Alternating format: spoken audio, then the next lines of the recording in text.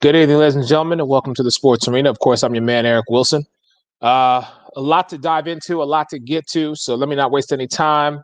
Yes, as you can see, I got the liquor behind me because it's been that kind of weekend, but we're going to get into that, I'm sure. But let me introduce the fellas.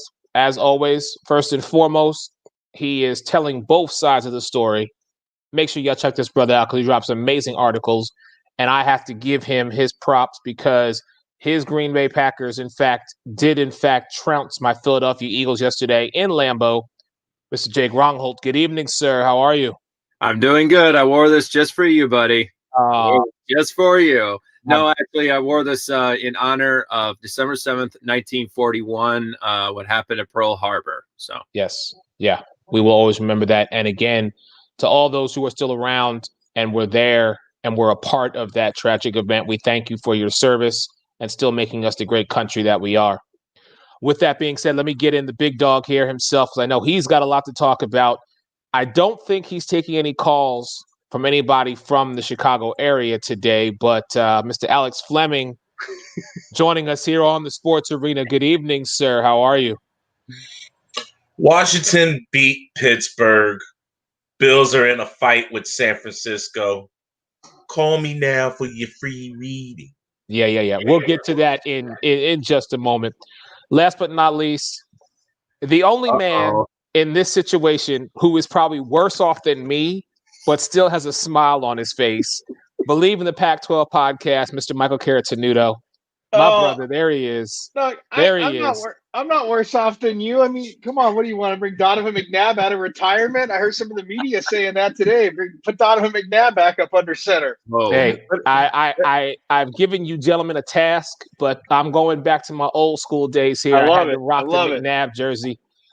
Gentlemen, typically we would dive into, of course, what transpired yesterday. But after what we just saw not less than an hour and a half ago, I have got to get everybody's reaction to the fact that the Washington football team, the team with no name, I mean, I'm just going to rearrange their letters for a second and say, WTF? What happened with them beating the undefeated Pittsburgh Steelers?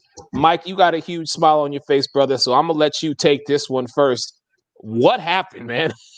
I mean, come on. They were due for a loss. It's been talked about, we've mentioned it before. Would you really take them over the Chiefs? Yes, they have arrived at 11-0. But who cares? It's a regular season game. I mean, yes, they care, but they're 11-0 going to the playoffs. Roethlisberger said, 16-0, we're going after a Lombardi. Yes, they do have to shore up their running. And look, we've talked about it. Alex has talked about it for weeks. Their running game, or the defensive line, which we knew from the beginning of the season. I mean, and I'm not picking on you, but the Eagles found that out first. That defensive line of Washington, yes, they satisfy. They are for real. They are for real, which pains me to say. I want to vomit as I'm saying it. Thank you, Alex, for that. But they do satisfy because they're a phenomenal defensive line. That being said, look, Pittsburgh, they need to figure out running the ball. The injury to Dupree, we all know would be huge. But look, Pittsburgh's going to be fine, man. I mean, they're obviously going to the playoffs. Can they challenge Kansas City?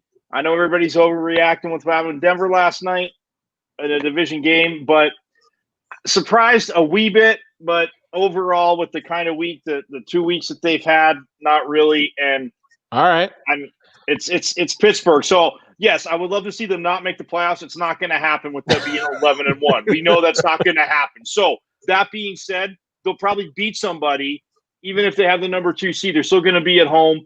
Who wants to really go to Pittsburgh and play a playoff game in the first round? That's all I'm saying. So okay, all right. I don't. And to all my Washington football team fans, especially one of my really good friends from back in high school, Mr. Adam Schock, who is actually tuning in like tonight. That team? Hey, there's that team? There's a plethora of people out there who actually still are diehard Washington fans. So, Hey, Mike, they're in better shape than we are, so we ain't got much to talk about. Yeah. Alex, one of my really good friends from back in high school, Mr. Alex, I'm going to go to you. I don't know who's got the echo going of me listening to myself, but thank you. Alex, let me go to you. I mean, This was something that we talked about on your show, The Carousel, Thursday nights at 7 p.m. So talk to me about this and same thing. What went down in Heinz Field? Was that a shameless plug? Thank you. Well, either you're on or you're off. And on this one, I was pretty on. On Scott Morganrath and Ryan Skalrud's show, I predicted this upset special. Why? Pittsburgh's been screwed over on the schedule. They got to play 3 games in 12 days. Washington football team's front 7, if you didn't know, now you know. They're legit. You better ask somebody. Montez Sweat was bringing the heat on not 1, not 2, but 3 goal line plays. Chase Young, Montez Sweat, Kerrigan, and Holcomb said, no, you better kick your field goal. And when they didn't, Chase Young stopped the Pittsburgh Steelers running back from getting into the end zone. All you had to do was keep it close, hope that the Washington football team could score some points. The UCF kicker came through because there was no Boswell tonight. I told all of y'all, and you thought I was crazy. The Washington football team is the best team in the NFC East. It's not the dopes in Dallas. It's not those idiots that picked Jalen Reagor over Chase Claypool or Justin Jefferson. And it's not the New York Giants, who doesn't have a running back. I like Wayne Gallman, but he's not Daniel Jones. Oh, I'm sorry, he's a quarterback. He's not Saquon Barkley. Oh, yeah, that's right. He's on IR. The Washington football team is the only complete team in the NFC East that has a chance of winning a playoff. Okay, Mike, let me get you. I'm going to let you get yours in, but I got to go to Jake first because, Jake, you are my analyst guy. And when it comes to games like this, I can't wait to read your article telling both sides of this story. Well, you're going to have to tune in for it on the Turning Points podcast. But, I mean, the fact is that bringing up Montez Sweat for a second, what a performance for him tonight. 3 passes defended, including the one that set up the interception that ended the hopes of the Steelers going perfect. But, you know something? We talked about this last week. The Washington football team is sneaky good, and that's why I believe the Washington football team was the best in that division. And they could be scary going forward because Alex Smith has done a terrific job protecting the football, not causing any mistakes. He didn't throw any interceptions tonight, so Mika Fitzpatrick was not able to, put another interception ball in his bedroom or anything like that. And then I also told this about the Steelers last week. They're vulnerable. They can't score. Even though they have a rookie that has 11 touchdowns on the year, outside of that, Juju Smith-Schuster is a shell of himself right now. Deontay Johnson can't catch the broadside of a barn right now. There were 6 drop passes tonight, including 3 by him. And this is another big problem. They can't run the football because they have a college football style offense by Randy Fichtner, whose last job was with the University of Memphis. So I'm not surprised that this has kind of happened already. I thought next week they were going to lose on Sunday Night Football, but you know what? This was actually a nice blessing in disguise now, because now we can see the pressure is off. The 72 Dolphins still reign as the perfect team in NFL history, but this is the time now for the Steelers to get right, get James Conner back, be able to figure out what to do about Benny Snell, and stop dropping the football. I mean, this is just a big problem for them. And then not to mention, you got to play 4 quarters of football. You were outscored 20-3 in the second half after being up 14-3 at halftime. Yeah. I mean, this was something that, if you were a Vegas betting person, you knew eventually it was going to happen. You just didn't think it was going to be this team. But I want to move from that NFC East team to an AFC, actually, West team. I'm sorry, Alex. Go ahead, sir. I want to give a shout out to John Turner of A Football World because he predicted that Washington was going to beat Pittsburgh. It's a football world and we all just live in it. Have faith in your team. And hopefully this will make the Washington football team fan base come together. Stop the hate. Come together. Okay, we're leaving that alone. Mike, wait, but didn't the Giants beat them twice? Didn't the Giants still beat them twice? That's all I want to say, because the first game, fine, but the second game was week 9 and the Giants beat them. And as last I checked, that defensive line was there. And Leonard Williams showed out for the Giants. That is the best team in the NFC East because they're playing hard. I love Ron Rivera. I'm just saying the Giants still beat him twice. All right, and we will get to the Giants in a moment, but before we get to them, let's stay in the Meadowlands, gentlemen. Please, somebody. My mom is sick. I was so rooting for Mama Cara Tenuto yesterday. I even texted. I was like, "Oh, Mama Cara Tenuto's getting her first win." My wife was gonna be happy. Her team was getting her first win, and then Derek Carr, Henry Ruggs. And the crazy thing about all of this, the cornerback that was chasing down Ruggs is named Lamar Jackson. It's like, you can't script this. So that is my question, gentlemen. The Raiders almost lost to the Jets. And my question is, what the hell happened to the Raiders that played the Chiefs in Arrowhead? Where is that Las Vegas Raider team? Alex, please tell me something, brother. First and foremost, that was a tank job of epic proportions. Whenever the hell you're up 4 points with 9 seconds left and you're on the 46-yard line, so you need a long bomb, why the hell are you sending a zero blitz package? You're leaving 3 corners on an island, and you don't have to protect anything down low, in the middle, or short. If I'm a defensive coordinator and I know I'm up 4 and a field goal doesn't save you, I got 7 or 8 people in the end zone ready for you, bro.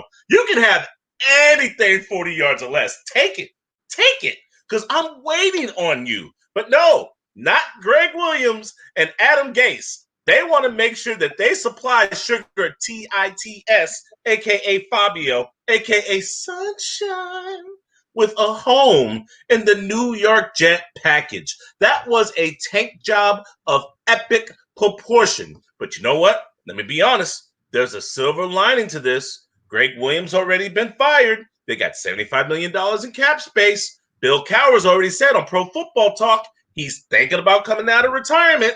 You bring him as a no-nonsense coach to put some discipline on this damn team. You hire James Harrison as your strength and conditioning coach so nobody plays any games and everybody's in the weight room. And if you can find Dick LeBeau and the Doctor Who machine, you bring him back as your defensive coordinator, and you could be the swan song of the AFC East. I want everybody to take a look at this, and shout out to our man, John Mizak, that critical Broncos fan. He posted this and tagged Alex and I in this to talk about Gregg Williams. And I just want to talk about some of this stuff that I'm seeing here. This man is tied 3rd most points allowed, tied for 5th most first downs allowed. That's when he was with the Titans. 2nd worst passing yards per game. Tied for 4th most penalties at 78, which is tied with the Bengals. 2nd most first down penalties at 36.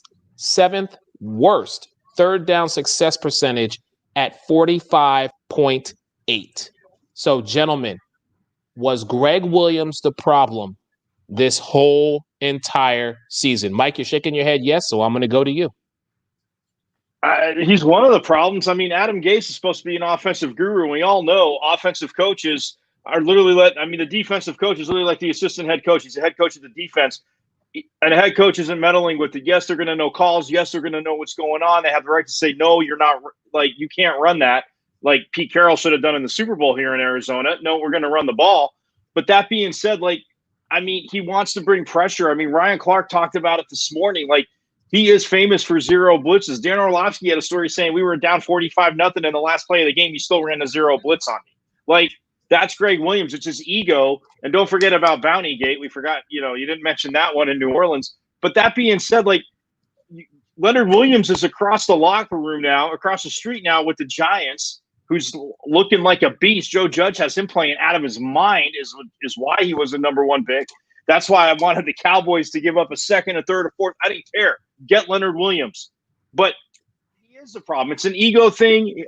Again, I don't think he's going to have another he's definitely not getting another head coaching job, but he's definitely I don't think you're going to bring him as a defensive coordinator unless you're extremely very, very desperate and everybody turns you down.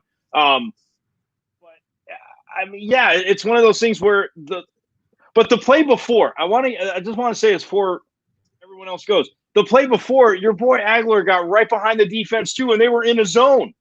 So somebody did make the point, like Gregg Williams said, really, they can't even play a zone and not let somebody run right by him. I mean, I know the safety, Nye bust him today, but Aguilar was right there. They could have scored 15 seconds earlier if he catches that ball. So, I mean, I think, again, he is an issue because of ego, whatever you want to say, ego, but you lose Jamal Adams, you lose Williams, all these guys, they're saying, and Jamal Adams, as Alex has pointed out too, it was an Adam Gase thing, which everybody could tell, but still, he didn't want to play for Gregg Williams either. I know. You're right. And nerve to say, enjoy Seattle's defense when you're just standing back there doing nothing. Has Jamal Adams just standing back there been doing nothing? So Gregg Williams, yeah, he should have been fired. Adam Gase should have fired him a long time ago, but I feel sick for, Jets fans, but just those players in general, because tanking, they're not tanking. They were out there busting chops with the Raiders pretty much all game long, except for the last 12 seconds. Yeah. So, and here's my thing about this. And Jake, then I want to come to you to talk about the Raider team specifically. I was watching our girl Ruth this morning on the Martine Gramatica show, and Martine said something that made perfect sense to me. When you play Madden, okay, there is an option for you to do coach's suggestions. And when the game is pretty much over, the only defense that they put on for you as a coach's suggestion is a prevent defense. They don't give you an option for anything else because they're like, prevent defense. Just make sure no one gets the big play. If it is that simple for a Madden game to figure it out, how the hell could Gregg Williams not figure that out? Now, that being said, Jake, let's get back to the Raiders. What's going on with this team? You lose 43-6 to Atlanta, and then you almost give the Jets their first win. Where is this team at? This team is a year away from becoming actually a legitimate contender, but the problem is they have a defensive coordinator named Paul Guenther who doesn't know what he is doing. He is 29th in pass defense. He's 20th in rush. They give up 19 touchdowns. 19 touchdowns. That's 31st in the NFL in rush defense. And 121 yards per game. You look at this team, this offense is still not ready yet. Even though Derek Carr has 22 touchdowns and 5 interceptions, the Raiders are not that team. They're the only team that they can beat right now is the Kansas City Chiefs. Outside of that, they are pretty much for the picking at this point because they're just not ready. They don't have enough talent. Mike Mayock has to be able to figure out what the heck to do with the secondary. Marcus Joyner needs to go. They went and drafted a very good player in Damon Arnett. He needs to get into his prime. Jeff Heath can't stay healthy. Cleveland Farrell just got off Corona. Max Crosby's their best sack leader, but they're just not a team to be threatened by yet. You got to give them at least another year. It's like a 3-year plan right now of Mike Mayock and John Gruden. But the first thing they have to do is they have to shore up that defense and fire Paul Guenther because he's the problem. They're not a 3-4 defense. They're a 4-3 defense. If you look back in the past, that's what they were great at. When they went to the 3-4, they became one of the worst defenses in the NFL for the last couple of years. So as we were talking, they just posted something on during the Monday Night Football game. Lions fans, now that they got rid of Alex's boy, Chuck E. Cheese, Lions fans are begging the San Francisco 49ers to let the defensive coordinator, Robert Saleh, to let him become the new head coach of the Detroit Lions. Lions fans are like, please, let us have him. We don't care what we want to give you. Let us have him. So I want to get your guys' thoughts on that really quick, but then because we got so much to dive into, but really quick. Alex, Jake, Mike, what are your thoughts on Robert? I hope I'm saying his last name right, and if I'm not, I apologize. Saleh. Robert Saleh. Yeah. What are your guys' thoughts on him possibly becoming the new head coach of the Detroit Lions? Go ahead, Alex. Oh, okay, fine. He's a defensive coordinator. There are other people more worthy, but if that's who they want, they should probably listen to the people. Look, Detroit's been suffering longer than Tina Turner when she was with Ike. Give the people what they want. If you want Robert Saleh and not Eric Bieniemy or Coach Dabble from Buffalo, give them Robert Saleh. They could use a defensive push, especially in the NFC North. So it makes sense. But okay, yeah, but Alex, Matt Patricia was defensive, and that's the thing. I agree with you 100%. But usually when somebody goes defense, they go back offense. Now, do I think he would be very solid? Because again, Detroit defensively, look, they're not as bad as Dallas. I mean, again, or the bottom. I mean, they're at the bottom in everything. Mike Nolan's terrible. Jake's talking about Gunther. I think him and Mike Nolan have the same book. It's called Defensive Coordinating for Dummies. Jake, you should put that in your article because it's exactly. Thank you. But no, I mean, would he be a good fit in Detroit? Absolutely. I think that. But what I think, and I know they probably don't want to go. Maybe they don't want to go defense again because of Todd Bowles. But I'm talking about Jets. Get him back there, and they would be absolutely phenomenal. Although if Bill Cowher's available, to Alex's point, I see. But I mean, look, he'll have his pick. I think him and Eric Bieniemy will kind of have their picks. So I would weigh it. But I mean, if you think Detroit's right, you still have Stafford. You have a decent offense. All right. Time will tell. Jake, I'm going to give you the final word on this, and then I want to get to the Cleveland Browns. But, sir, your thoughts on the defensive coordinator, Robert, moving to possibly Detroit as the head coach? It's way too early right now. We have to find out what kind of general manager that they're going to bring in. I mean, are they going to bring in a defensive coordinator who is a terrific one? He's one of the best in the league. But understand this, there's a lot more than just scheming. You have to have the right players to run the 4-3 defense. That's exactly why they went and drafted Javon Kinlaw, because he's a 4-3 guy. Nick Bosa, he's out, but they've been able to shore that up as well. Richard Sherman, you see what he's back, the field general, what they can do. They're actually a contending team, even though they're down 24-10 right now to the Buffalo Bills. They're still fighting it out right now, and they have a lot of talent. The problem with Detroit is their depth chart is thin as ever right now with the defense. Why would you get Trey Flowers $90 million? Could you still please ask me why you would do that? Or go get Jamie Collins off the New England, trash bin and all this kind of stuff. You can't be doing that kind of stuff. You have to be smart with this and bring in guys that Saleh wants so he could bring back that 4-3 defense. So time will tell, but Lions fans, chill out and figure out what you're going to do with that general manager first. All right, so let's keep it moving here on the Sports Radio. Man, Eric Wilson alongside Turning Point Podcast, Mr. Jake Rongholt, Michael Caratanuta from Leaving the Pac-12, and Mr. Alex Fleming, Florida Sun Review, host of the NFL Carousel, and Jacksonville Jaguars contributor. Gentlemen, Cleveland is going to the playoffs. Let me say this again in maybe another language. The Cleveland Browns are going to the playoffs. Are they a legit team? Alex, I'm going to let you have this one, brother. Are the Browns legit? Let me tell you something, brother. When I told all of you cats, especially you, Eric, that was real cynic, I think Tennessee is going to beat them. I think that no. Sometimes you got to hold on to your receipt. When a team comes into your house, because it was in Cleveland, and embarrass you like that, if you got any type of pride, you remember things like that. Now, hell be the schedule. You don't make the schedule. You just got to win the games and play the games. Jacksonville played them tough. They had problems stopping the run. Gee, if I'm Cleveland, I'm thinking if I shut down Derrick Henry and make Ryan Tannehill gotta beat me, we don't care if he gets 381 yards and 3 touchdowns because we're going to beat them down. They owed them an ass whooping. And what happened? Touchdown. Donovan Peoples-Jones. Touchdown. Rashad Higgins with the runway walk. Touchdown. All over the place. Baker woke up feeling dangerous because you know what? He's that type of petty to remember the last time that you embarrassed him, he's going to come back and take what his. His wife even went on Twitter and took shots at Stephen A. Now, if you look at Cleveland's record, it's up, down, up, down. But of the last 4 games remaining, they can win 2 of them. They only need 1 to be a playoff seed.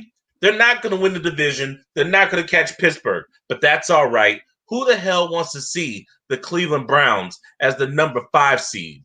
I know I don't. Do you? You better start paying this team some respect. All right.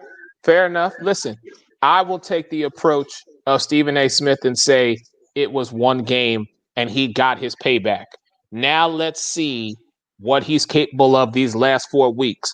Because if he reverts or regresses back to I have more commercials than I do victories, then everything that you have said, sir, will be for this moment only. That's what it will be for. But aside from that, we have to, for this moment, show them love because Cleveland has done something that has not been done. I can't tell you the last time they went to the playoffs. 2007. Okay. 2007. Fine. 13 years. So maybe 2020 has done something. Maybe they're that bad luck. My apologies, sir. That being inaccurate. They had a winning record in 2007. They haven't made the playoffs since 2000. Thank you. Coach Davis. Kelly Holt. Right. There you go. Mike, go ahead. But this is the thing. Like, and you know me how I feel when people say, oh, they look past this team or, oh, they're going to kill this team. Look, Jacksonville punched Minnesota in the mouth yesterday. Thoughts on Minnesota, whatever. It's a team. These guys are competitive. So the fact that, yes, Baker did owe them, I agree with that. And, I mean, the first half was insane. I'm watching that game. I'm like, Cleveland scoring. But I couldn't wait to hear the excuses today of, okay, well, now it's just the second team with the winning record that they beat. It's the NFL. So if you can't scout and if you can't coach, guess what? You shouldn't be there. You shouldn't have those jobs. Yes, I get there's a difference between guys that are stars, guys that are solid starters, and backups. You and I, Eric, understand that with the plethora of injuries. That being said, I'm with Alex. You don't want to see them. Yeah, I don't think they're going to catch Pittsburgh. I would love to see. I would love to see them win a playoff game. But with Chubb and Hunt, if you run the ball like that, I mean that play action fake when he hit the people's choice. I love it, even though it's so easy. I love the people's choice. But that route was sick. I mean, if you're a young receiver, seriously, coaches, if you're a receivers coach, you need to slow that tape down. Because that is how you get – he was looking into the backfield, and he can still peripherally see him, so he starts to sit down to go out, and he left him flat-footed and just went right by him. That is a sick double move. But Baker Mayfield was definitely on a mission. The Browns can run the ball. Obviously, Stefanski should have gotten the job when Kitchens did because he was a finalist, and they took freaking Kitchens, which was ridiculous, as we all know. But like I said, it is one game. Let's get that. I mean, Stephen A. Smith said, it is one game, but Baker Mayfield's not the talent to be the number one pick. This is what cracks me up. Like, if you think he had the talent to be the number one pick, no matter who drafted him, like, you're saying he can play NFL quarterback. And there were a lot of teams that were Baker Mayfield was high on their board. Right, wrong, or indifferent, either way.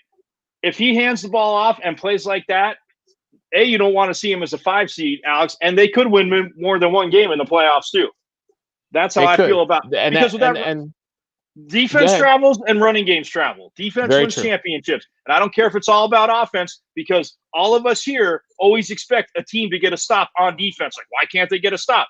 Rules in favor of them or not, they have a defense that travels, and they sure as hell have a running game that'll punch you in the mouth. All right, gentlemen, back in 30 seconds with the Sports Arena.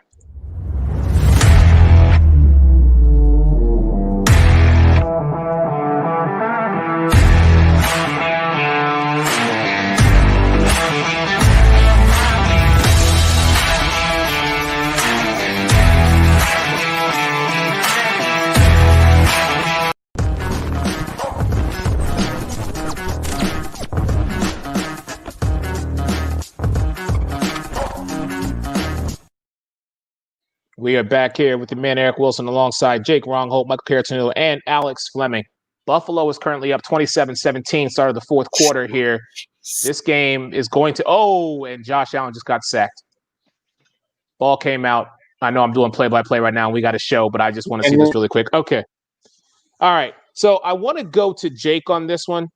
Mike, I would go to you, but I don't think you're going to be impartial about this question. So I want to go to a man who truly does tell both sides of the story. What am I not impartial about?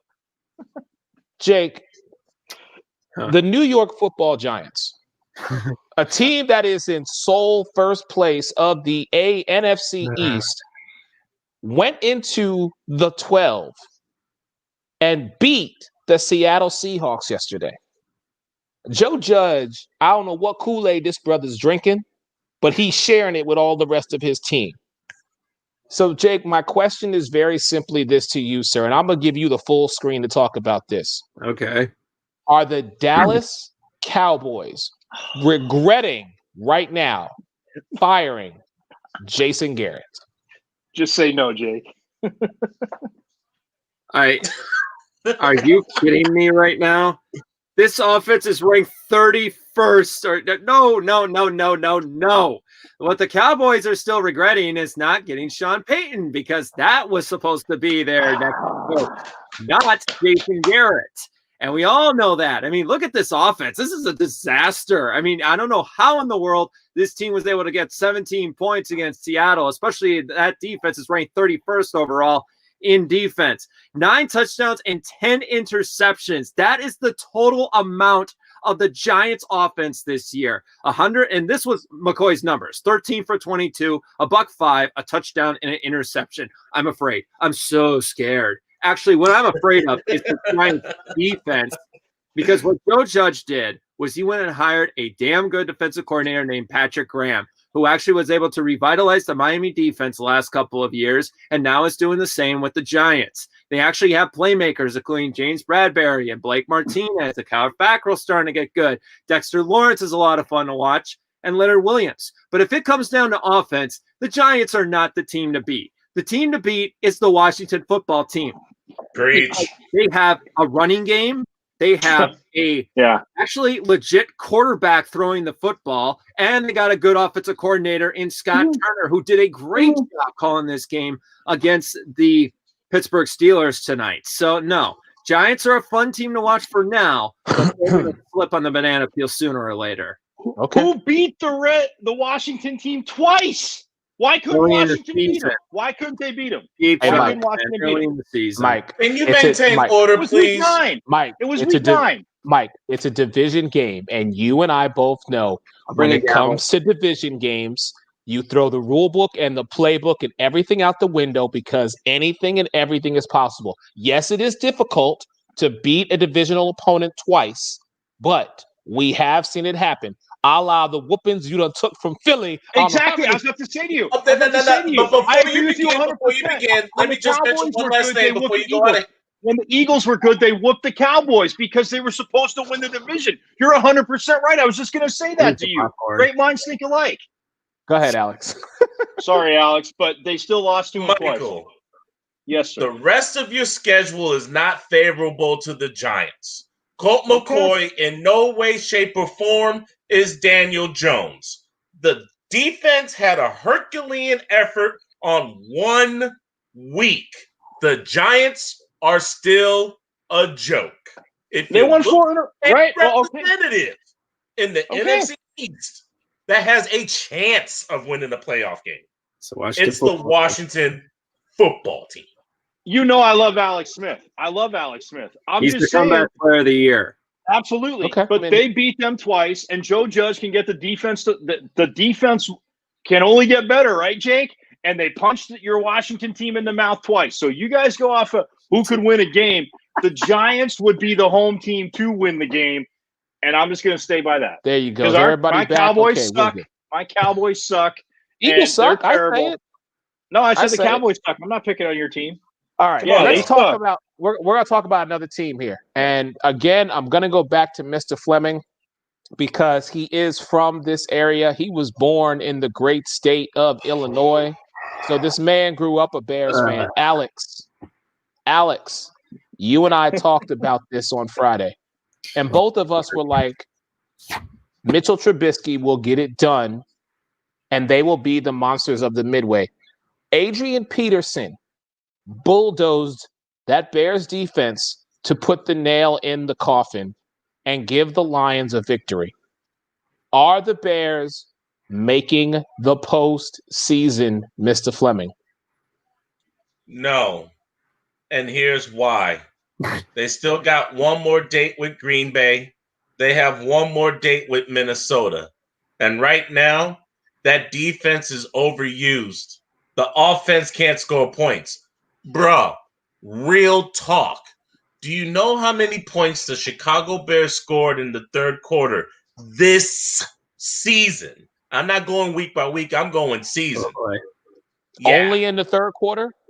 Third quarter. Not first, second, or fourth. I'll say total. 10. Third quarter.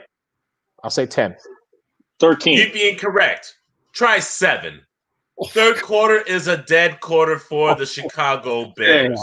Wow. Plus, when you have a quarterback carousel where you don't trust Nick Foles long term, and Mitchell Trubisky is inaccurate, like he's just having a super soaker, you choke up the ball. When you have a lead, you have a 10-point lead. They come back and score a long touchdown. The last thing you can do is lose the ball. And Mitchell Trubisky is careless and loses the ball.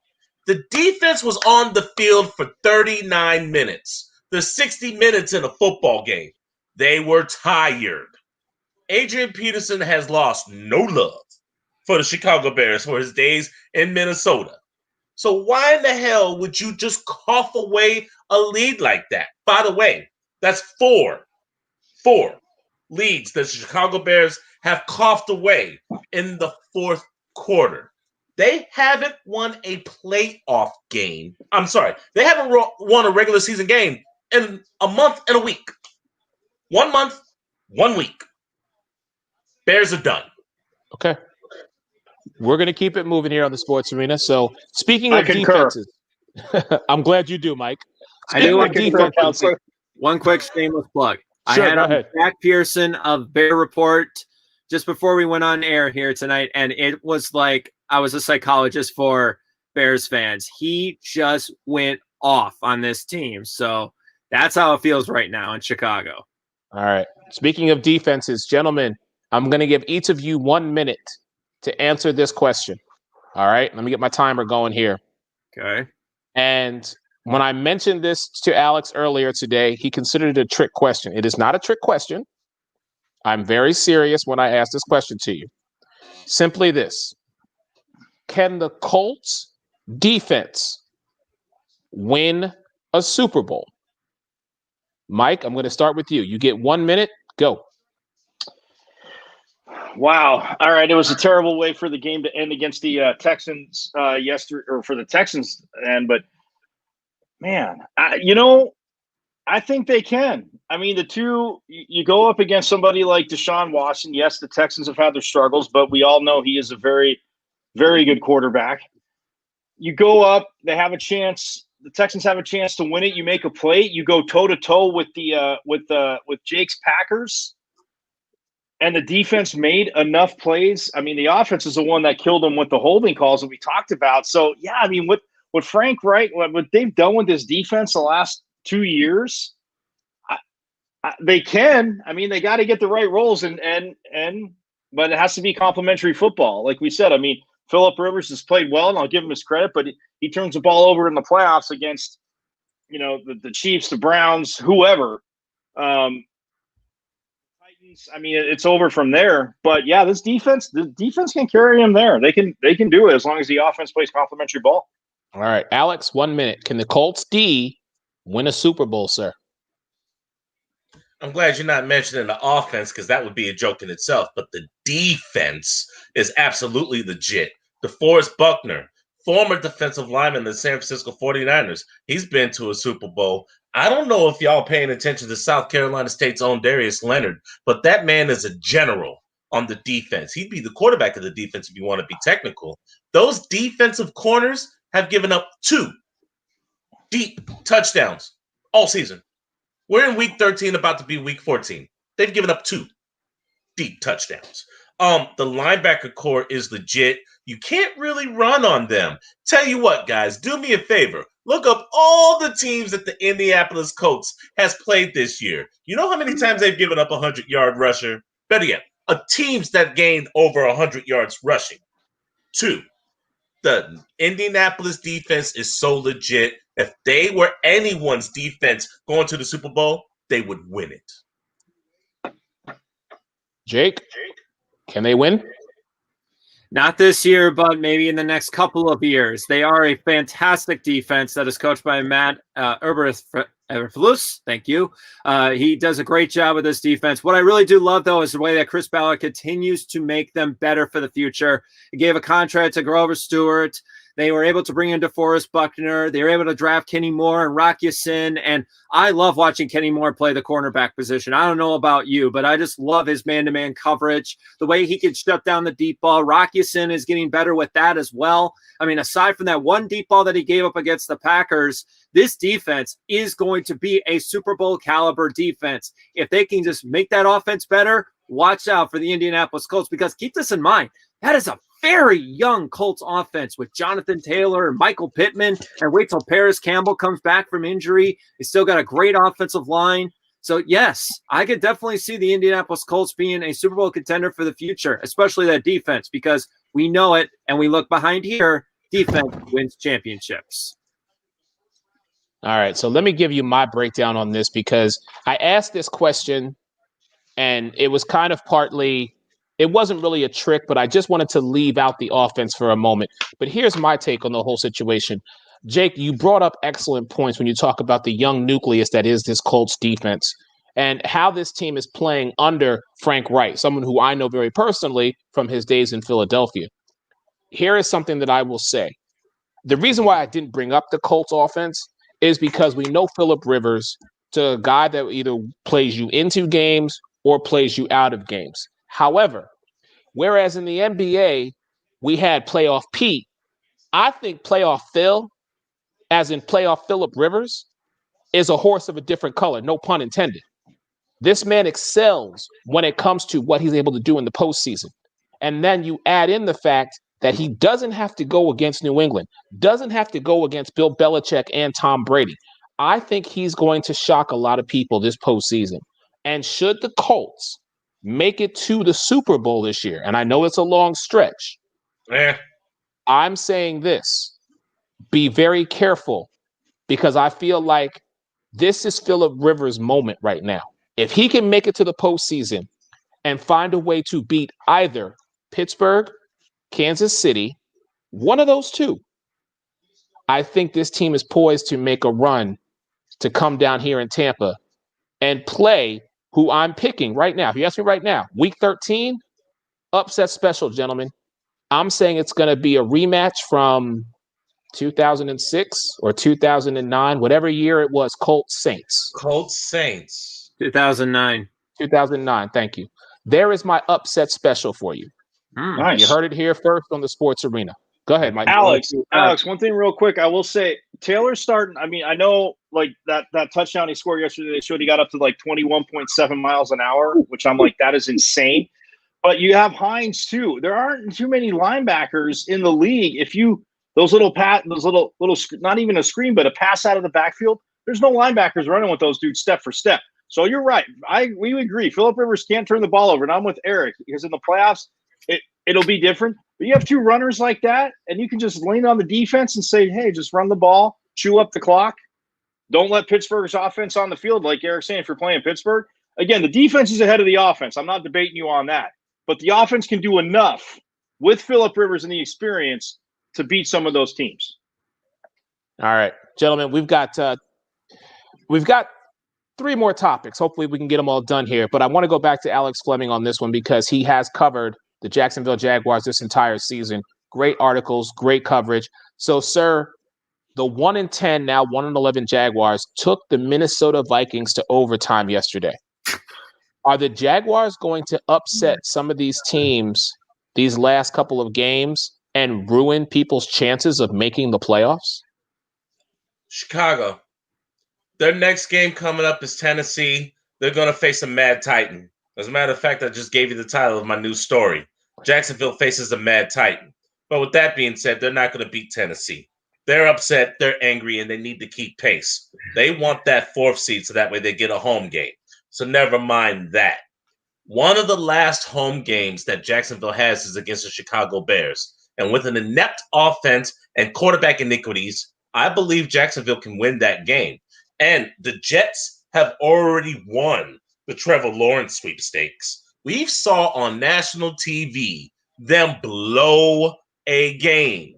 So Jacksonville knows they're more than likely going to be the number 2 spot.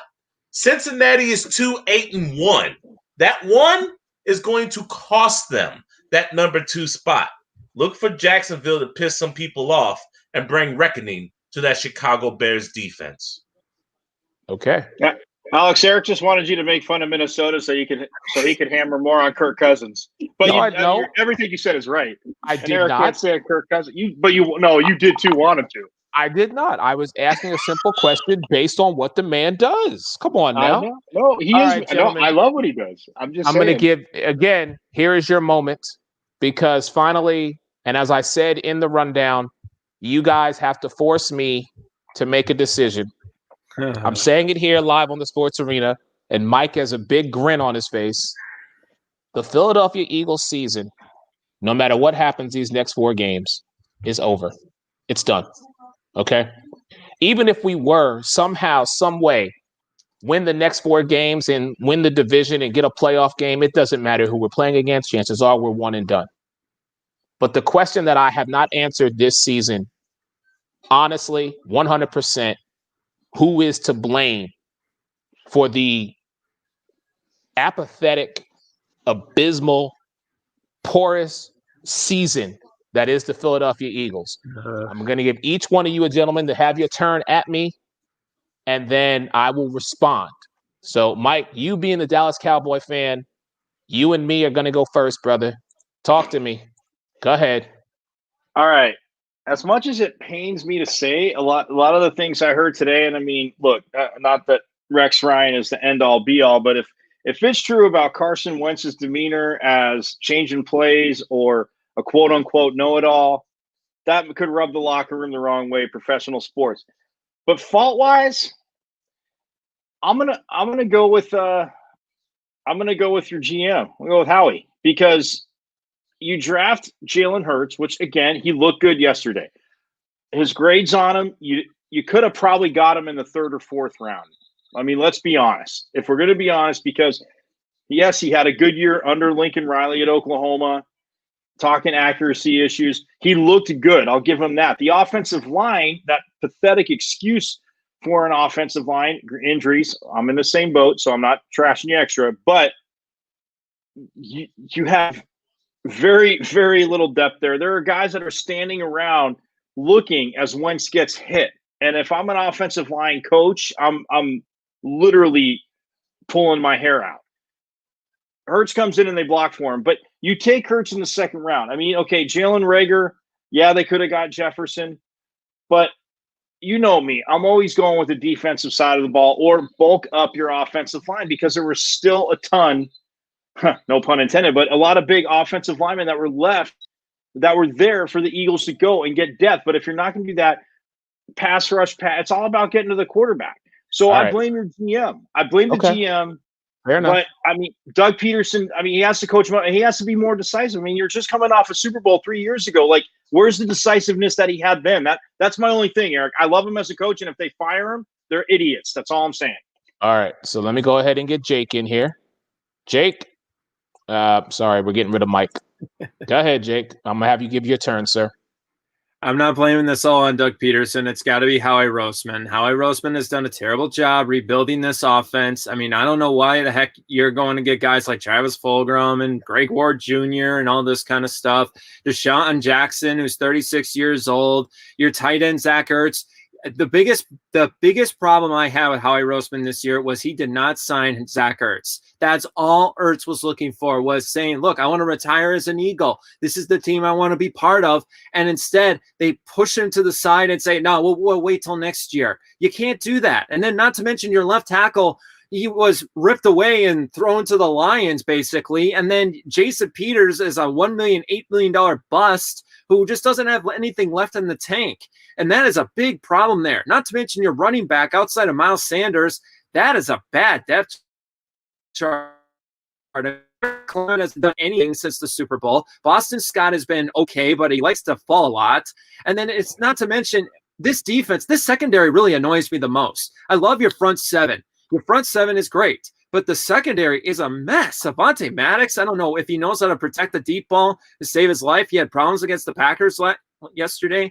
And then also Darius Slay. I mean, Davante Adams might as well just call him the Slay, call himself Santa Claus, and ride him off into Christmas Eve, because that's how Darius Slay looked. And that's a problem there. So Howie Roseman needs to take a lot of credit for this failure that has been the 2020 Eagles. All right. Alex, I saved the best for last. Go ahead. Your GM is a joke. Your draft picks are funny. You passed up on Justin Jefferson, Brandon Ayuk, and Chase Claypool for a punt return specialist. That's smart. You didn't bolster the offensive line, knowing damn well that Carson Wentz was showing signs of being shaky. Oh, that's great. You got more corners than Hollywood Boulevard, and nobody can cover a number one. Why the hell did you get Darius Slay from Detroit if he can't cover Davante Adams? You know what? Here comes Santa Claus. Here comes Santa Claus. Bro, the only thing good about your team is the defensive line, because the offensive line doesn't want to block for Wentz. Your wide receivers are like come and go Soul Train music dancers. Travis Fulgham, Greg Ward, Alshon Jeffrey's got 1, maybe 2 catches, and none of them came from Wentz. Oh, and let's save the biggest piece of the pie to Carson Wentz. This overpaid bum has a $100 million contract, claiming he's better than Dak Prescott. How does Nick Foles' ring taste? You got, 15 interceptions? You've been sacked 49 times, and you're saying that's just how it goes here. If I'm Doug Peterson, I can't get out of Philadelphia fast enough, because I don't want to deal with North Dakota bums. I don't want to deal with Deshaun Jackson injury bums. I don't want to deal with Jamon Brown kicked out of the hotel, escorted out of the damn arena bums. And I don't want to deal with overpaid corner bums who can't cover number 1 or number 2 receivers. Blow up Philadelphia, start over. Well, ladies and gentlemen, you've heard from all 3 of them. And since none of them are Philadelphia fans, let me just tell it to you straight. This is coming from me. Anybody who's watched the Sports Meeting over the last 4 or 5 years and shows previously that I was in know that I bleed green. You can tell by my jersey. But they're holding my feet to the fire. So I'm going to tell you who truly is to blame for this season. I'm going to be very clear and look into the camera when I say this, because I need all of y'all to hear me when I say this. The person who is solely responsible for the Philadelphia Eagles being 3-8-1 is Doug Peterson.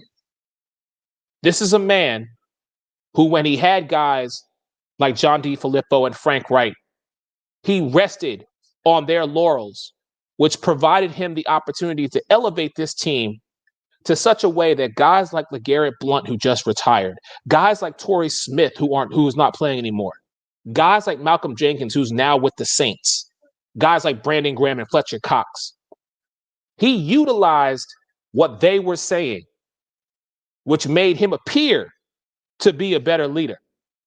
But see what happens when coaches rise to the occasion, then they are rewarded.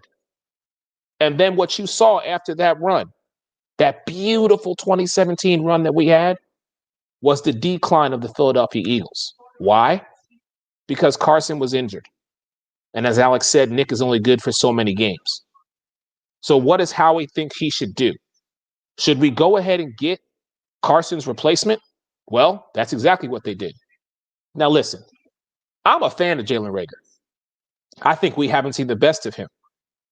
And Jalen Hurts finally got to play, but you saw what happens when a backup quarterback comes in. The offensive line comes together. So I'm putting it squarely on the shoulders of Doug Peterson. And yeah, right now there's a statue outside of Lincoln Financial with him and Nick Foles that says, "You want Philly, Philly." But the fact of the matter is this: as the head coach of this team, it is your job, it is your primary responsibility, and it is your obligation to control that locker room. And right now, he doesn't have it. That is who I blame for this season. Let me go ahead and get the brothers back in here. Jake will be joining us here back in a moment. I believe he's got to go, though. So we're going to finish this up here on the Sports Arena. And I've got one last question that I need to ask you, gentlemen. Very simply this. If Patrick Mahomes was not the quarterback of the Kansas City Chiefs, if Captain America was not that guy, would the Chiefs, even with all their weapons, the Tyreek Hills, the Mecole Hardmans, the Travis Kelce's, would they still be relevant? Mike, I'll start with you.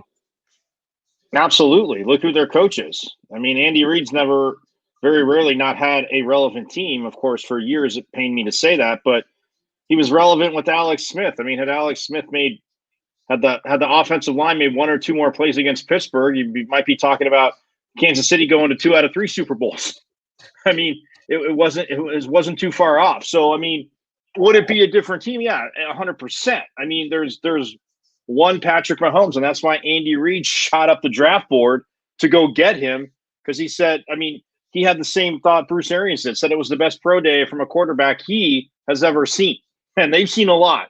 So when Andy Reid says that, I'll listen. So, yeah, it would be a different team, but he's also going to have a quarterback in there that's going to make plays. So as dominant, maybe the question you'd ask, maybe not as dominant, but they would still be relevant, especially with, you said, with everybody with the weapons there. Okay. I mean, there's no doubt to me they'd be relevant. They just probably wouldn't be the horse that's 15, 18 lengths ahead of other people because of Patrick Mahomes. All right. Alex, I'm going to give you the final word, and we're going to close this out tonight. Weren't they making the playoffs before Patrick Mahomes got there? Oh, yeah, that's right. They were. Weren't they making moves with Alex Smith at quarterback? Yeah, they were. Now, would they be as explosive? No, they wouldn't.